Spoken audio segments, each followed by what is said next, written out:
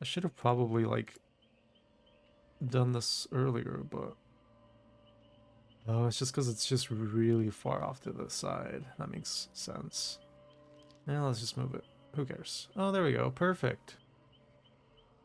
Perfect. I think that's pretty good. We don't need that little portion. So, sure, let's lock it into place now. Okay, so 2B is coming out tomorrow. Not today, but they're dropping the patch notes, so people I think are aware, especially the diehard DBD players. So I think first things first, cages have been uh, changed a little bit. So survivors are now going to be sent to cages after being picked up by survivor, which means that survivors are able to try and do flashlight saves. So that's a pretty good change, especially for the more altruistic survivors and the ones that want to go for some really cool survivor plays. I think that'll be pretty cool and interesting. Um, and then when a survivor is near a caged survivor, the cage will no longer move even if the killer is nearby. So I think this essentially means that uh, the so you need to have another survivor near a cage so that the cage doesn't move automatically to another side of the map. I think that's what it's trying to say. I think cages will still move to the other side of the map if it's just a killer nearby. That way, it kind of puts survivors in an interesting situation or lets them not necessarily make interesting plays, but necessarily makes them think a little bit more about their how and when they're going to go for a save. I think that's kind of what they're going for.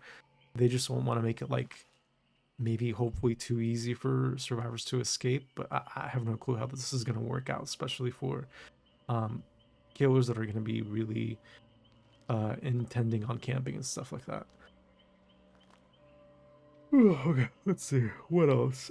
Survivors perform unhook actions 15% faster when the killer is nearby. I think that's a pretty fine change. Yeah, I don't really see anything too wrong with this at the moment. Generator speeds are being reduced by 1% for each generator completed.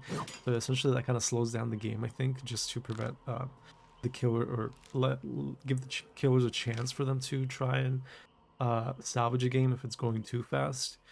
But on the other hand, if there are too many survivors getting caged pretty frequently, they're increasing the speed of generators by 1%. So just in case survivors are also like losing too many health stages or too many hook stages, they also hopefully get a chance to salvage the game as well, which I think is pretty good for both sides.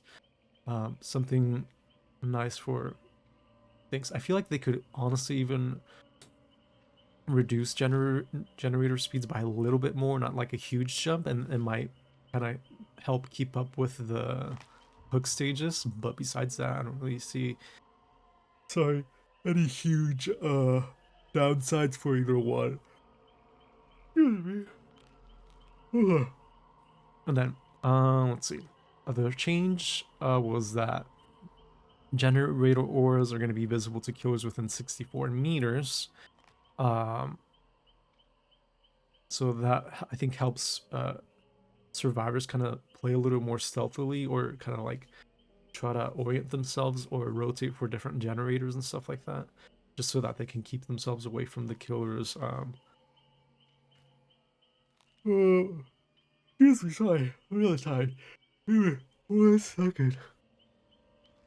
It lets killers, or it lets survivors be a little more stealthy and try to play around that. I think that's just kind of the benefit.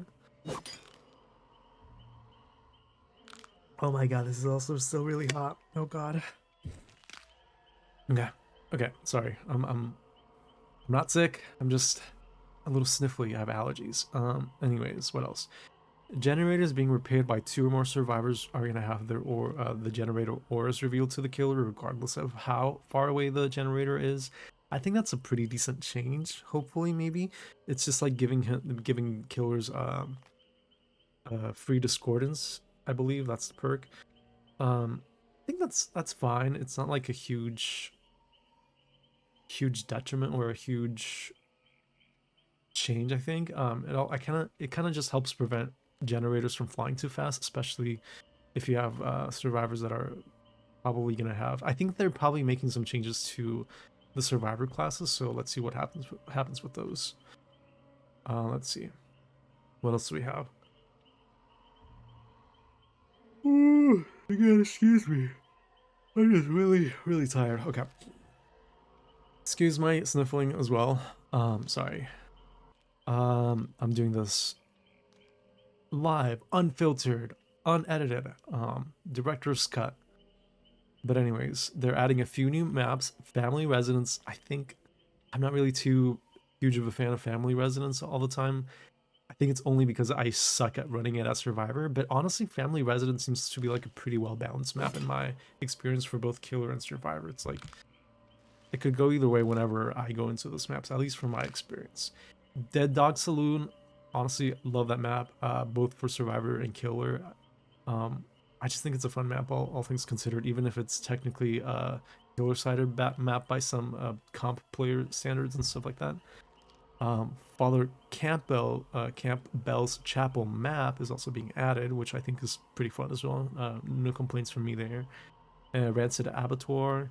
I'm not so sure about that one. At least sometimes you get some pretty nasty dead zones as Survivor, or usually my experience as Survivor. Uh, Whenever I go into that map, as Survivor, I usually get some like pretty nasty dead zones, but sometimes you get some really crazy palette RNG. But honestly, since this is going to be 2v8, obviously these maps are going to be way bigger, and they're also going to add a whole lot more filler tiles and filler palette spawns. So I think these are still going to be pretty strong. I think even if they're in their normal state, they're kind of weak sometimes. Okay, then we're going into the killer changes. Okay, I read Blight, and honestly, I am loving the changes for Blight. I'm gonna be a menace against survivors tomorrow morning, I think. Okay, okay, I'm super excited about this. Uh, so Blight is being added into 2v8. Rush speed is being increased by to 10.5 meters per second instead of 9.2, which is his base. Um, Honestly, I feel like I'm pretty good with Blight sometimes, most of the time. So having a faster speed, I'm not super sure about the speed change. I think it might be Blighted Rat base kit, but I could be wrong. Let's see. I think Blighted Rat is 2.2% base kit speed, if I'm not mistaken. Uh, is that right? That's not right. Is that right?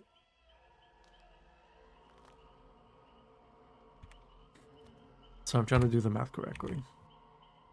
Is that right? It might not be Blighted Rat base kit, but it's either way, the extra speed is going to be super useful, I think. Increased slam duration, that's pretty good, especially for beginner players. Gives them a chance to like redirect and fix their positioning. And increased turn rate, again, also a pretty good change, especially for the beginner players, but also for the good Blight players, it's going to be kind of deadly. So hoping I'm going to have a bunch of fun in there. Pretty similar kind of buffs to Spirit. They kind of added a few of her I think it's some of these are kind of yellow or maybe brown base kit changes or additions, or so I think they took some of her I think they're mostly yellow add-ons and put them into base kit for 2v8. So I don't play a lot of Spirit. Usually I do play Spirit, and I think she's really fun. Although I'm not the best Spirit player, but sometimes I can be kind of good. Especially if sounds are not super bugged and stuff, because some sounds just some survivors don't even make sounds sometimes. But anyways, increasing the phase duration, that's good. Increasing the phase recharge speed or the recharge rate, that's pretty good as well. Same with the phase movement, increased speed. They could probably honestly go a little bit harder on maybe one of these, just because um, the maps are going to be huge, and she's probably going to need that mobility to get around places pretty fast. So they could honestly either probably increase the duration or movement speed, and I don't think it'd be like a huge detriment, I think, to survivors. I could be wrong, especially for the good Spirit players. They're going to be a menace in this mode. Death Slingers, I feel like they could have gone a little bit harder for some of the things in here, especially giving him like a little bit more movement speed, because he just got an increased uh, or a faster reload time. Um, so it's now 2 seconds instead of 2.6 seconds. I feel like they could have buffed that a little bit more, maybe, and maybe with the real speed as well, and probably even giving him movement speed. But as far as things go, that seems to be pretty okay, I guess. Let me take a break. Sip of water, hot water. Ah, woo, that's hot. Woo, that's hot. That's hot water. Okay, okay. I haven't read anything past the killer buffs, so everything past this, I think, is gonna be. Ooh, this looks interesting though. Okay, let's not. Okay. Class overhaul. Reworked all killer and survivor classes. Killer classes are no longer tied to a specific killer, so that's interesting. That's pretty cool. Class ability. Each survivor classes, and I think survivor classes have a class ability, info ability, and an unlock ability after, which is only active after you've been sent to a cage once. After a secondary effect that unlocks after being sent to a cage. So after you've been sent to a cage, I think once you unlock this hidden ability. Killer classes, kind of similarly, you have a class ability, an info ability, and ability to mori the last remaining survivor in a trial. Kind of weak, I think, in comparison to like getting an unlock ability, but let's see how strong the hidden abilities are before I say anything too crazy. Damaging in a generator reveals auras of survivors within 20 meters for 5 seconds. Nowhere to hide, pretty much. When starting a chase with the survivor, reveal the aura of the killer for 5 seconds. This aura is removed. The killer enters the 16 meter radius of the survivor. This aura is removed if the killer enters the 16-meter radius of the survivor. What?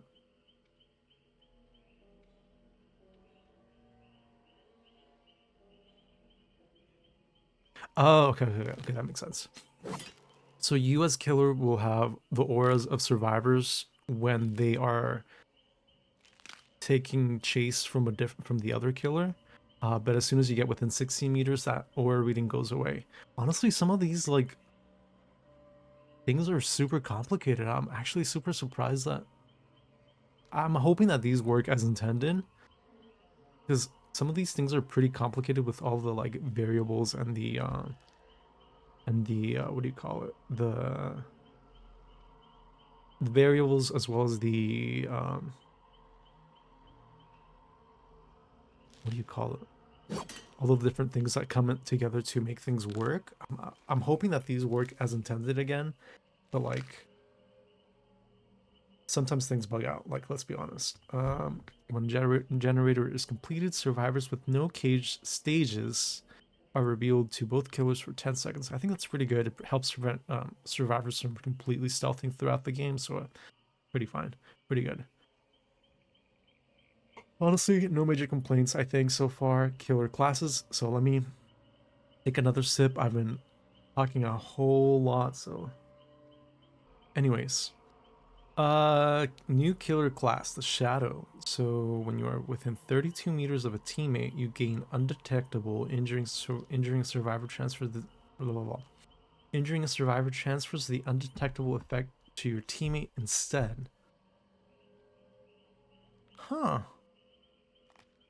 That's pretty interesting, I think.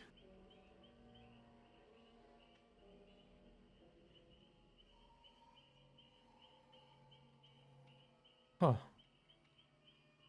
So you get undetectable whenever you're within 32 meters of a teammate, and when you injure a survivor, the other killer gets the undetectable status effect. That's pretty interesting. I like that they separated the classes away from the killers, because I think that really changes things up quite a bit, honestly. That's pretty interesting. When your teammate initiates a chase with a survivor, the reveal a survivor for an additional 4 seconds. Okay, that's pretty good, I think. Nothing too crazy, I think. I'm really interested about the class ability. That's really interesting. Brute. Performer break action 25% faster. Doing so grants a teammate within 32 meters 10% haste for 8 seconds. Oh.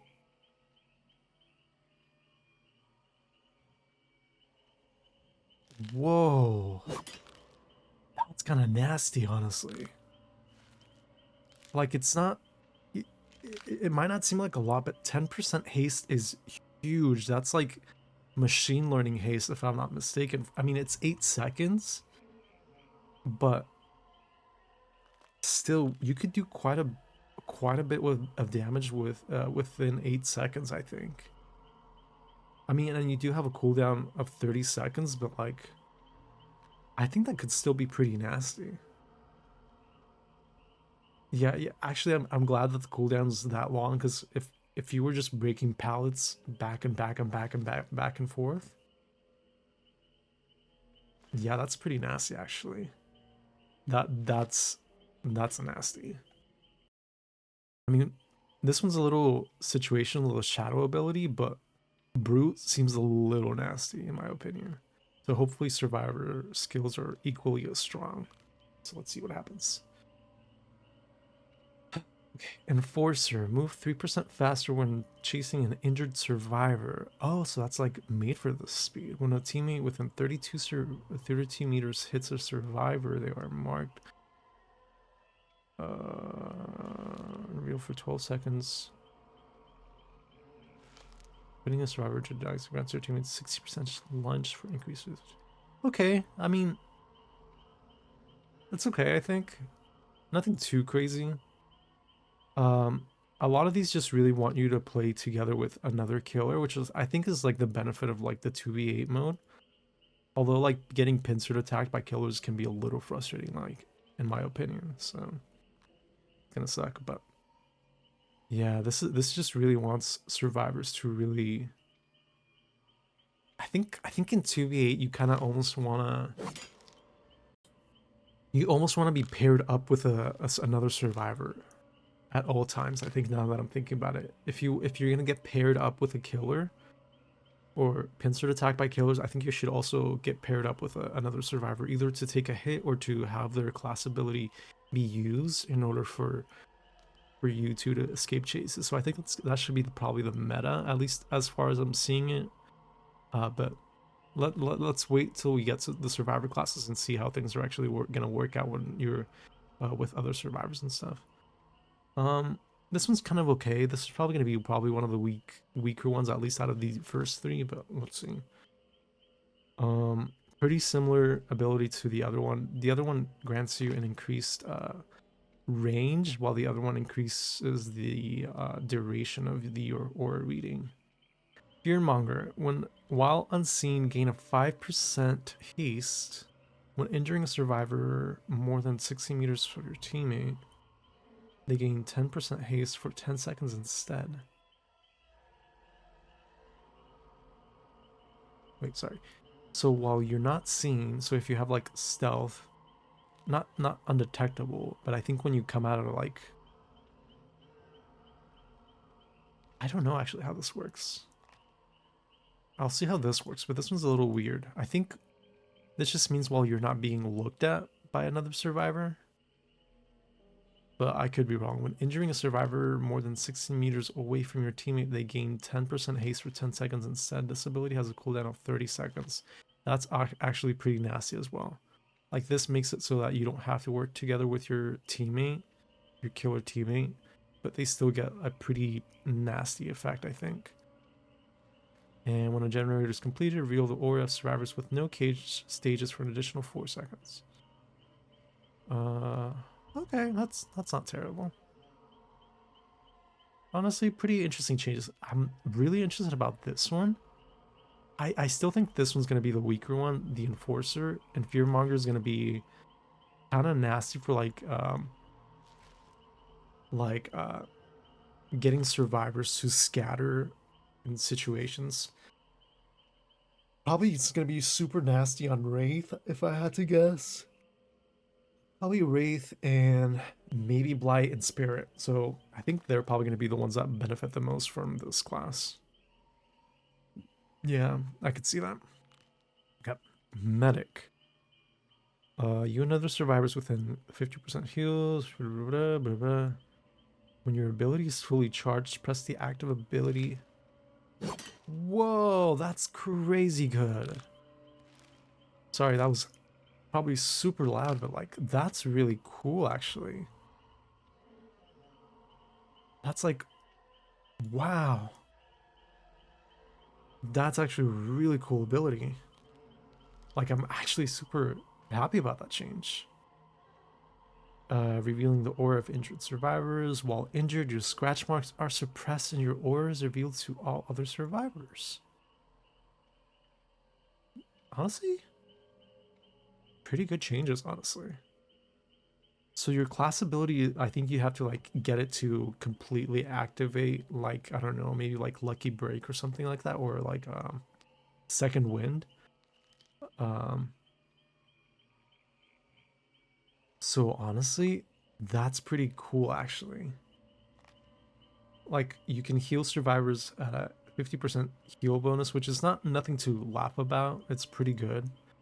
Um, their grunts of pain are reduced, and once you have your ability fully charged, you can just instantly heal survivors. So, like, let's say you're healing a bunch of survivors or one survivor or something, and suddenly, and your ability is fully activated, you could literally just run to an area, or you could just instantly heal other survivors that are injured, so that to prevent snowballing. So that's actually cool.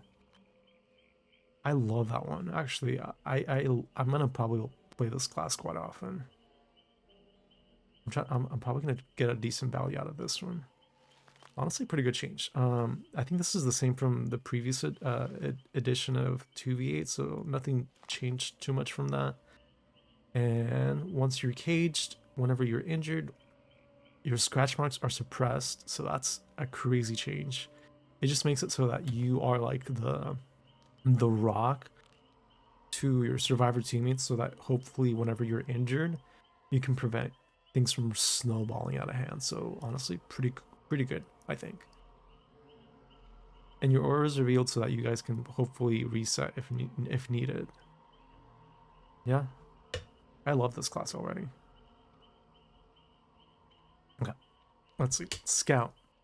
I love playing Scout before, but I don't know how it's gonna work out. You and other survivors within 8 meters move 100% faster while crouching. Okay, pretty cool. When you see a killer within 64 meters, reveal their aura to all survivors. Um, Honestly, pretty good as well. That works as good as it did in the previous edition. When your ability is fully charged, press the ability button near a dropped pallet, near a dropped or broken pallet to reset or rebuild it. That's pretty cool as well. But we'll see how you have to like charge your ability. But honestly, that's still pretty good, especially being able to repair broken pallets. Very good. Reveal the aura if killer's performing the break action for 6 seconds. That's alert. And your walking speed is increased by 25%. And you make no grunts of pain while injured. Honestly, pretty good as well, I think. Iron Will base kit and fixated base kit whenever you're injured. Pretty good. Guide. You and other survivors within 8 meters get an additional 3% bonus from great skill checks, and your repair sounds are 50% quieter. Okay, pretty good, I think. When your ability is fully charged, press the active ability button to grant nearby survivors an 8% repair speed bonus for 10 seconds. Wow, this could actually make generators like fly incredibly fast. Reveal the auras of unrepaired generators within 32 meters. When completing a generator, gain a 5% charge per survivor near. When completing a generator, get a 5% charge per next time you work. Oh wow! So you also get like a little bit of what's that perk from Laura? Specialist kind of base kit as well, or at least once you're caged at least once. These changes are pretty interesting actually. I kind of love this. Okay, when you're a survivor within 8 meters, if you start sprinting, they gain 50% haste. 50% haste for 3 seconds? Wait, how much is sprint burst? I think it's 120, right? If wow, that sounds kind of crazy. This might be a little busted. This is causes exhaustion for 20 seconds. It cannot be activated while exhausted. When your active ability is fully recharged, press the active to make all rushed actions silent for you and other nearby survivors for 8 seconds. Wow. Wow, wow, wow, wow, wow, wow, wow. This is interesting. I wonder how this is going to play out. This still might be probably one, if not the strongest of these class abilities, I think. Just giving survivors the ability to like completely evade a chase altogether is like pretty strong. Reveal the ores of pallets and vaults within 16 meters. Okay, that's fair. Gain the ability to heal yourself without a medkit at 70% of the normal healing speed. Okay, pretty good, I think. Okay. And lastly, let's see what they did to the remaining killers on 2v8. Trap ores are now visible to your teammate. Fair. Increases the haste after setting a bear trap to 15% was 8%. That's gonna be pretty deadly. Your teammate cannot trigger bear traps. This was really part of traps. Honestly, pretty good. Nothing too crazy. This might be a little crazy, but we'll see. Increased action speed for breaking walls, pallets, and generators, and vaulting by 60% while cloaked.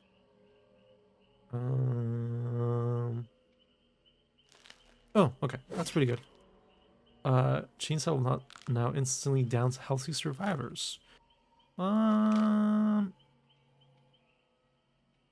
but they decrease the turn rate. So honestly, pretty good. Pretty good like balance for like if you're gonna be able to instant down survivors, you at least have to have your turn rate reduced a little bit. Honestly, pretty fair, I think. Nothing too crazy, but good hillbillies are probably still gonna destroy in this game mode. So we'll see how things work out. Huntress, remove the previous 20% hatchet throw cooldown reduction.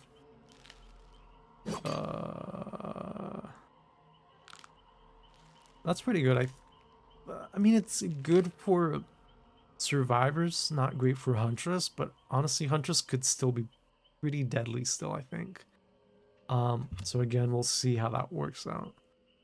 Survivors within 1 meters of the nurse's blink will no longer scream. Honestly, pretty fair. Nurse is already pretty strong, so yeah, honestly, pretty good changes, all things considered.